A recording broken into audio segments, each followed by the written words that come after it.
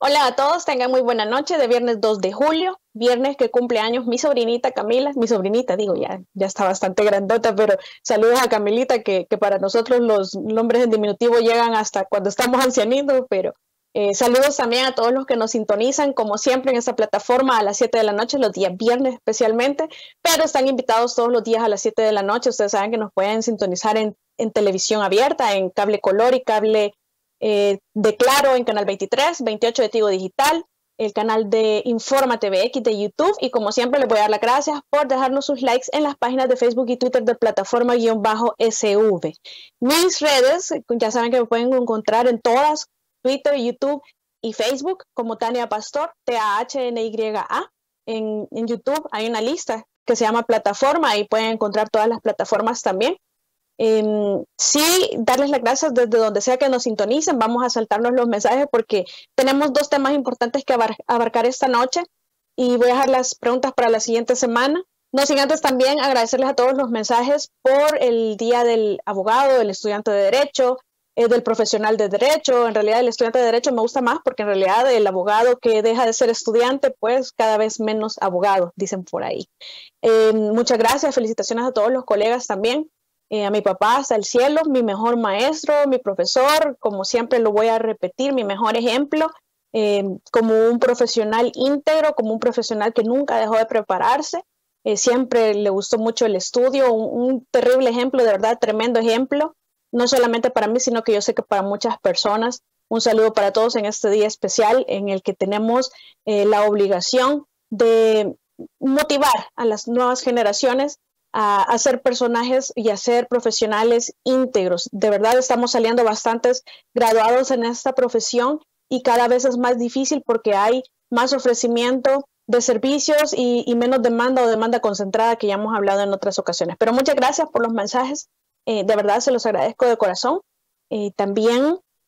vamos a ver, la semana pasada se me había olvidado por lo del Día del Maestro, yo no dije el nombre de mi maestro de ajedrez, que es a quien siempre menciono, Héctor Leiva Paneque, de nacionalidad cubana y nacionalizado salvadoreño. Pienso que con él tuvimos la mejor era del ajedrez. A nivel centroamericano, en femenino, éramos quienes dominábamos. En aquella época tuvimos, lastimosamente después cambiaron las cosas en el 2009, sabemos por qué fue.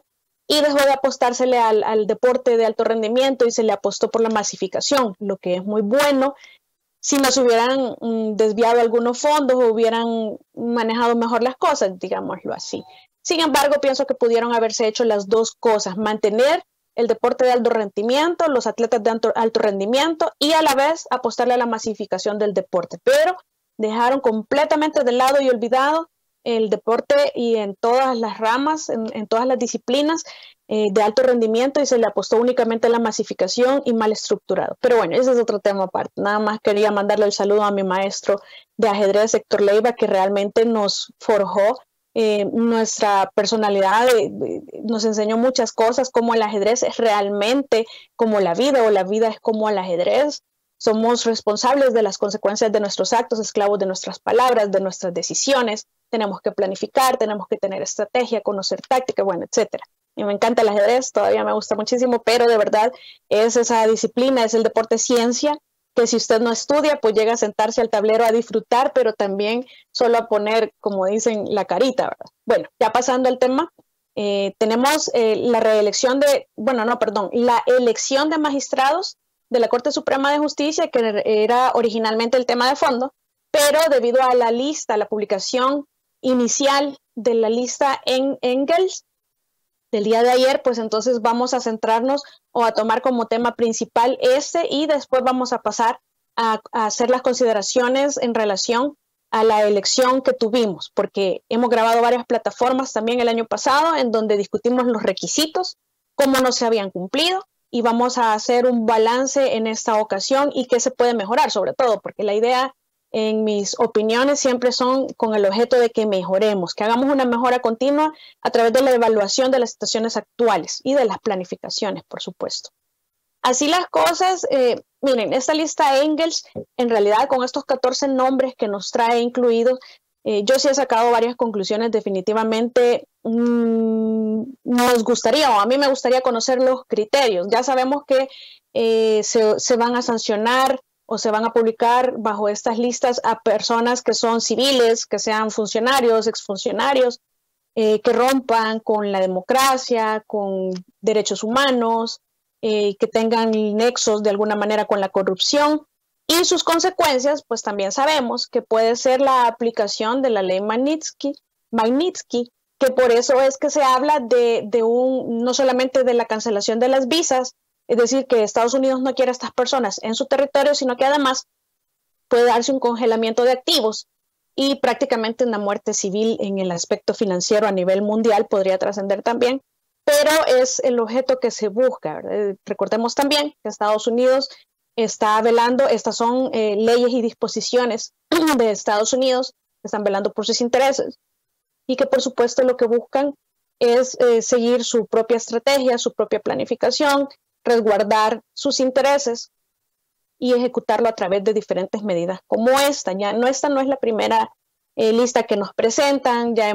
decir, hay varias y yo creo que algunas ya son de las más conocidas, como la lista de la OFAC, que es la Oficina del Departamento del Tesoro sobre activos de extranjeros. Ahí están, en algún momento estuvo allí el señor Adán Salazar, después fue excluido ya por el 2017, que tienen en alguna medida, según Estados Unidos, nexos con el narcotráfico o principalmente con el lavado de activos. Esta es una lucha, como la hemos hablado muchas veces, a nivel internacional del Grupo 7, del G7, que conformaron este grupo de acción financiera, el GAFI, que lanza al mundo aquellas 40 recomendaciones hace más de 20 años o aproximadamente 20 años, donde después se incorporan otras 9, donde ahora tenemos guías nuevas para el tratamiento de los activos virtuales, que también lo hemos hablado, que tenemos que adecuarnos como país por el tema del Bitcoin. Entonces, lo que sucede es que al final Estados Unidos está buscando la manera, pues, de seguir protegiendo sus intereses. Vamos a dejarlo allí. Entonces, hemos visto todas las reacciones. Por ejemplo, el partido político Alianza Republicana Nacionalista Arena publicó que se iban a excluir del partido. Imagino que con el debido proceso esta vez tal vez sí. Unas personas que fueron mencionadas 3. Una me parece que no está afiliada o no podría ser magistrado actualmente como lo es. Las otras 2 ya se anunció que se van a separar. En realidad no me queda claro si los van a excluir, porque no los pueden excluir sin un debido proceso interno. Si los van a separar como miembros, pues si ya no son miembros no tienen por qué iniciarles un proceso interno. Es decir, que lo que yo retomo sobre esto, y esa parte, digamos, está bien, lastimosamente es únicamente de apariencia o quizás de coyuntura, por quedar bien con las autoridades de Estados Unidos, porque se crea que Arena ya limpió su corrupción, que sabemos que no se limita a 2 personas ni a 3, pero obviamente el mensaje es, estamos limpiando Arena de la corrupción y ya la limpiamos porque ya expulsamos a 2 de nuestros miembros que aparecieron en la lista Engels. Uno, qué triste que tengamos que esperar en El Salvador una lista de esas para tomar este tipo de medidas. ¿Por qué, por ejemplo, y me refiero a este partido político, no porque tenga nada en contra, sino pues porque ha aparecido haciendo pronunciamientos públicos sobre el tema? ¿Por qué espera una lista para excluir a personas que evidentemente están involucradas en actos delincuenciales? Hay personas que han confesado el cometimiento de delitos al interior de las filas de este partido y no se les excluyó. Más bien se les protegió a algunos en el seno de la misma asamblea a través de herramientas constitucionales como el fuero. Saben de quién hablo, el antejuicio que vimos el año pasado y aquella frase inolvidable, todos somos Norman. ¿Por qué esperar? Es decir,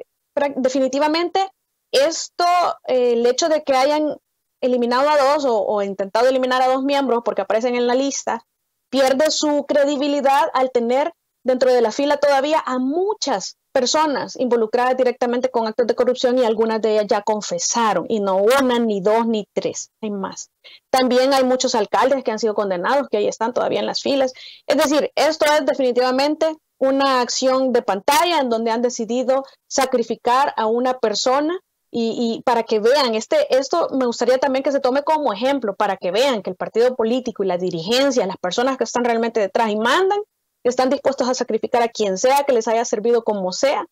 durante muchísimos años,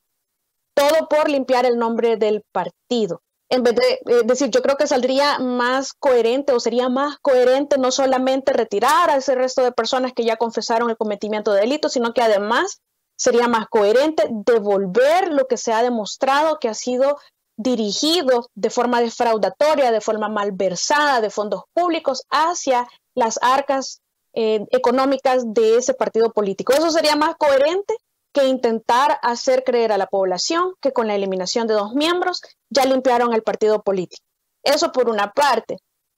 y que hayamos tenido que esperar esto. Dice también Estados Unidos, porque esto es una lista que nos emiten. Algunos tenemos la creencia de que no se ponen nombres al azar,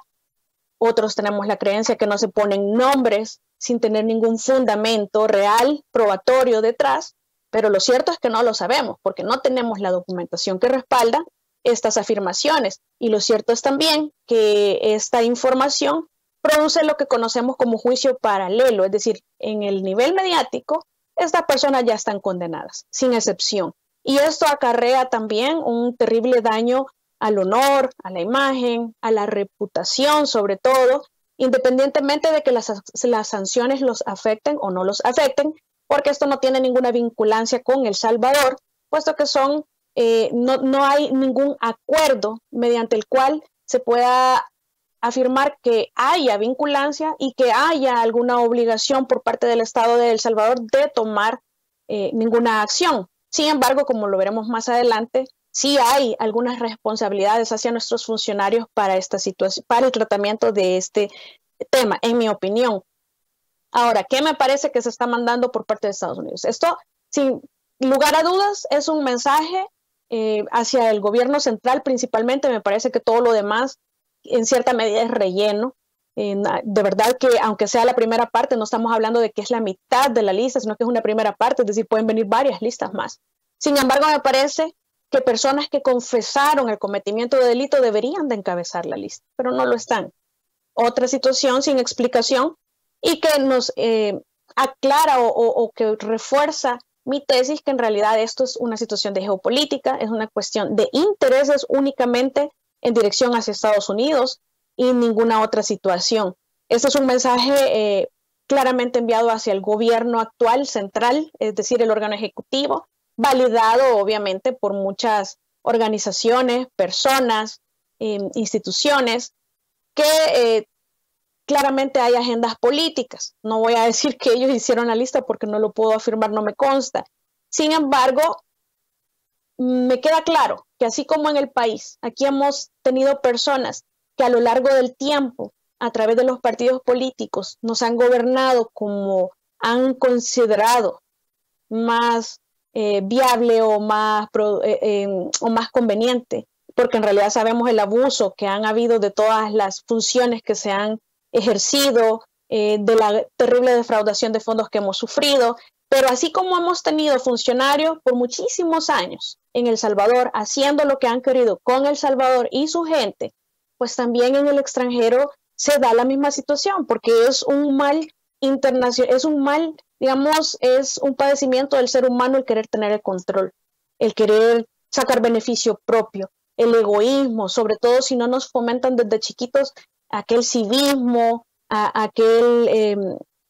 empatía con las demás personas, una solidaridad, no nos fomentan realmente conservar esos valores que nos permitan ser mejores personas, mejores humanos cada día, sino que por el contrario, yo soy el más vivo, yo quiero tener más, yo quiero ser mejor que vos, yo te voy a superar en todo, yo quiero el provecho para mí y para los míos. Y eso no es una cuestión de los salvadoreños únicamente, esto pasa alrededor del mundo en todas partes. Entonces, así como hemos tenido personas que nos han gobernado como han querido y han hecho de nuestros dineros lo que han querido en su beneficio personal y familiar y de amistades, también en el extranjero hay personas que han estado acostumbradas a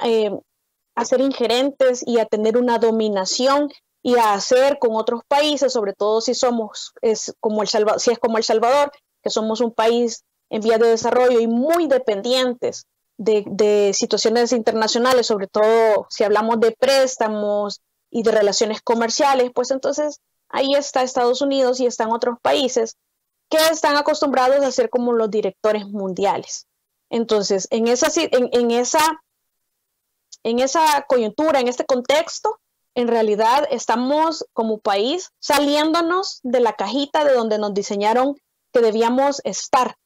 donde nuestra ideología no debía salir. Y realmente yo les voy a confesar que con toda la coyuntura, con todo lo que hemos vivido en los últimos años, a mí sí de verdad, yo soy una persona muy adaptable, pero realmente a mí sí me ha cambiado mucho la visión en algunos aspectos cuando ya uno se entera de la realidad nacional, cómo han funcionado las cosas. Y de verdad que es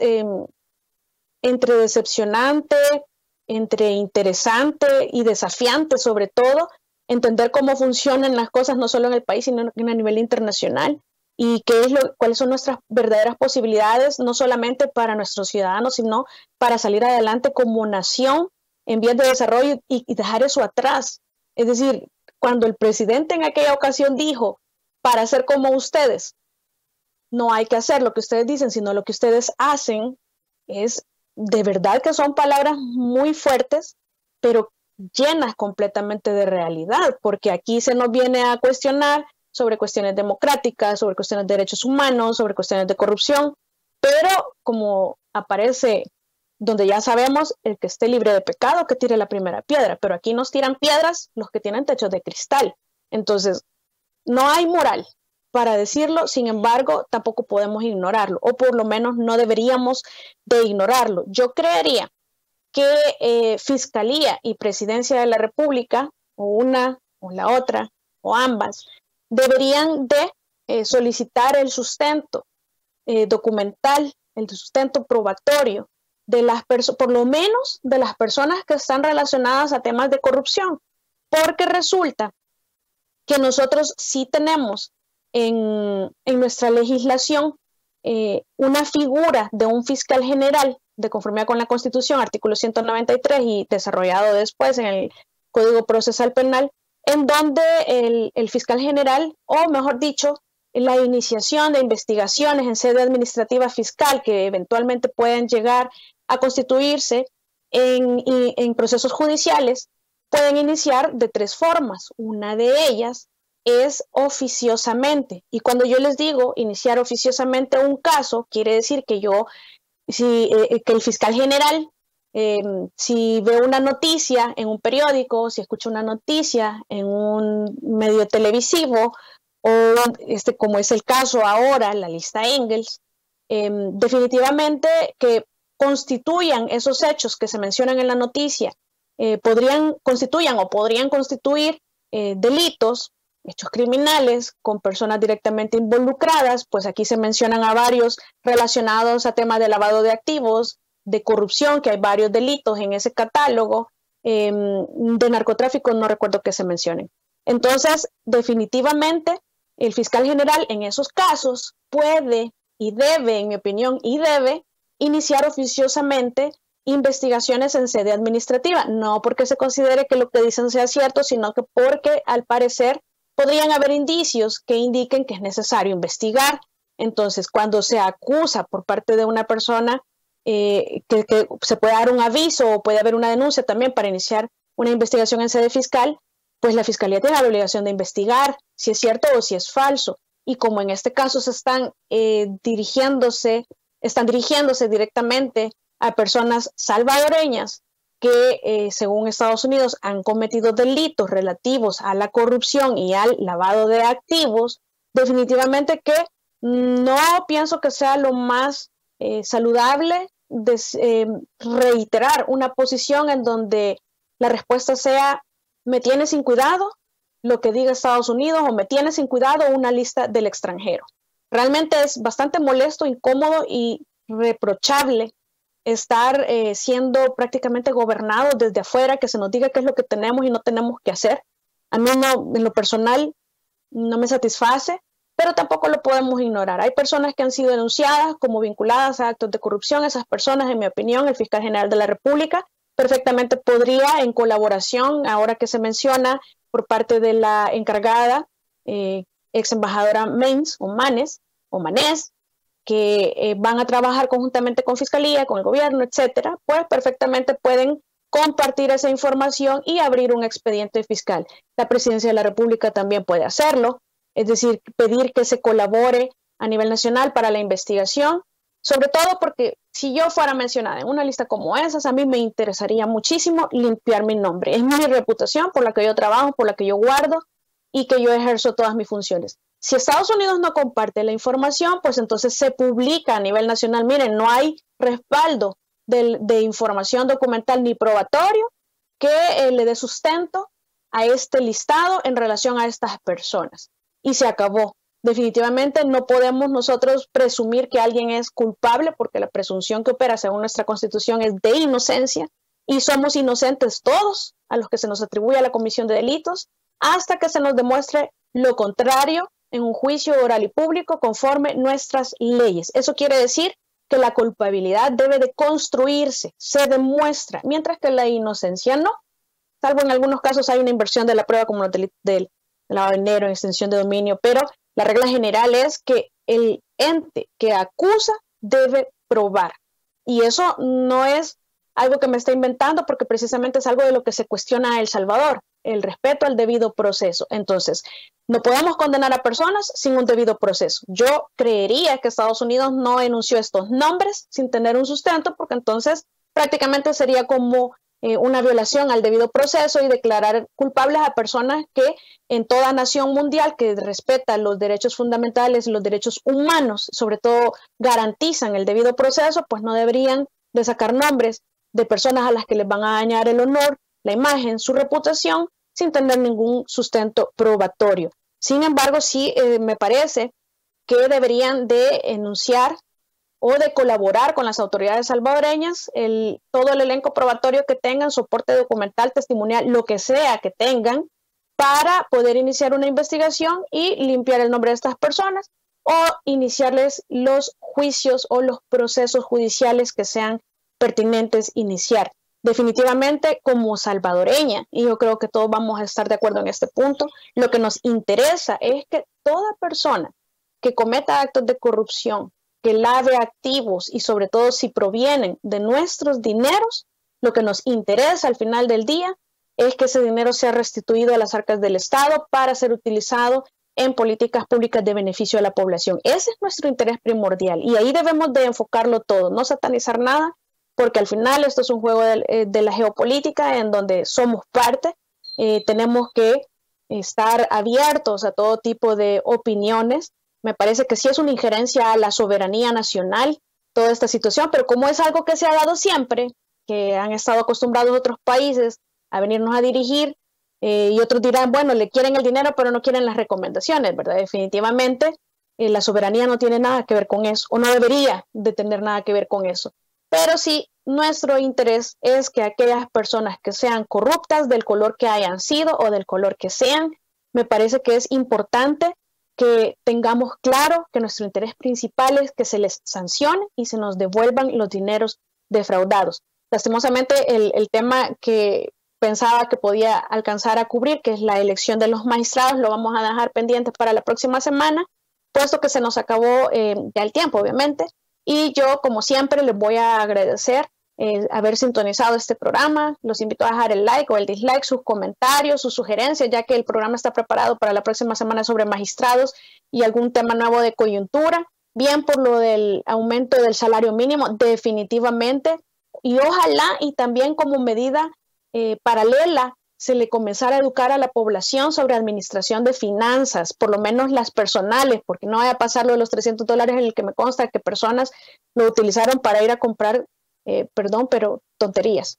Se nos enseña aquí a gastar, a consumir, pero no se nos enseña a administrar, a ser inteligentes y a ahorrar. Nos escuchamos, si Dios lo permite, o me escuchan, si Dios lo permite, el próximo viernes con este tema y lo que ustedes puedan sugerir a través de sus comentarios. Les agradezco su atención aquí en plataforma de TVX, como todo viernes, y si Dios lo permite, pues hasta el próximo viernes. Hasta luego.